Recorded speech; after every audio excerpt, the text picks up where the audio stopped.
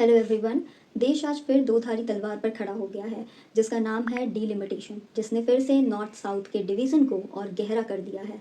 आज हम बात करेंगे एक ऐसे मुद्दे पर जो आने वाले समय में इंडिया के पॉलिटिकल लैंडस्केप को काफ़ी बदल सकता है। दोस्तों, पहले तो ये समझते हैं कि ये डीलिमिटेशन होता क्या है। आसान भाषा में समझें तो इसका मतलब है कि हम अपने कॉन्स्टिट्यूएंसीज की बाउंड्रीज को रीड्रॉ करते हैं as per the population change, जिससे लोकसभा कॉन्स्टिट्यूएंसीज के सीट्स इंक्रीज या डिक्रीज होते हैं, और इसको पूरा करती है डीलिमिटेशन कमीशन। डीलिमिटेशन हमारे कॉन्स्टिट्यूशन के आर्टिकल 81 एंड आर्टिकल 82 में मेंशन्ड है that ensures each parliamentary constituency represents रफली इक्वल पॉपुलेशन। अब डीलिमिटेशन कमीशन जो है वो 1951, 1961 एंड 1971 के सेंसस के बाद 1952, 1963 एंड 1973 में बैठी थी, जिसमें यूपी एंड बिहार के लोकसभा सीट्स इंक्रीज हुए थे। फिर 1976 में इसे फ्रीज कर दिया था, पर 2002 में इसे फिर से लाया गया, जिसमें एक्चुअल 543 सीट्स को बरकरार रखा गया। बस बाउंड्रीज को एडजस्ट किया और फिर इसे 2026 तक के लिए फ्रीज कर दिया गया। विथ टाइम इंडिया की पॉपुलेशन ड्रास्टिकली बढ़ी है अक्रॉस रीजन्स, इसलिए डीलिमिटेशन से संसद में रिप्रेजेंटेशन में बड़े बदलाव हो सकते हैं।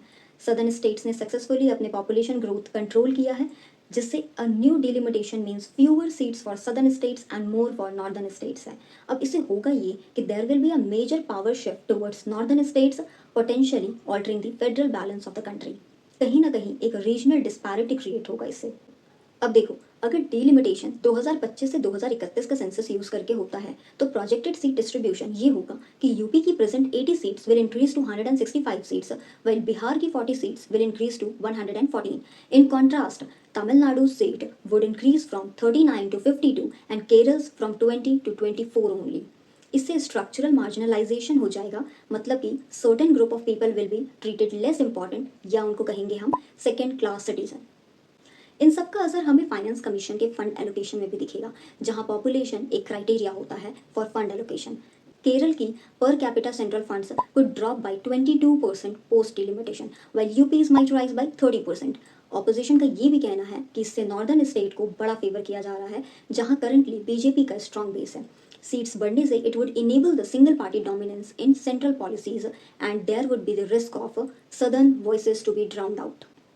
पर इस रीजनल इम्बैलेंस को समझते हुए भी कॉन्स्टिट्यूशनल डिलिमिटेशन एक नेसेसिटी भी है आज के समय में। What could be the alternative solution to this, आइए समझते हैं। पहला तो ये कि हम पार्लियामेंट को एक्सपैंड करके 888 सीट्स कर दें to accommodate population growth without reducing certain representation. Second, जहां हम मल्टी क्राइटेरिया फॉर्मूला लाएं जिसमें GDP contribution, human development indices and geographical area include हो for seat allocation. Experts also suggest that while population must be considered, weightage should also be given to performance in controlling population growth.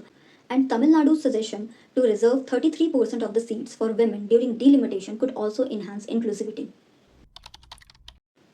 Delimitation बेशक बहुत ज़रूरी है to maintain democratic representation, but its implementation must also address India's north south demographic asymmetry. ये जो डर है southern states का कि वो अपने ही देश में सेकेंड क्लास सिटीजन्स हो जाएंगे, वो हमारे देश के लिए एक राष्ट्र एकता का खतरा होगा। A balanced approach combining population data with socio economic metrics जरूरी होगा to preserve India's cooperative federalism, क्योंकि डीलिमिटेशन नंबर्स का खेल नहीं, it's about fairness and unity in India's diverse democracy. अधिक जानकारी के लिए हमारा चैनल सब्सक्राइब करें और अपने विचार कमेंट सेक्शन में ज़रूर शेयर करें। धन्यवाद।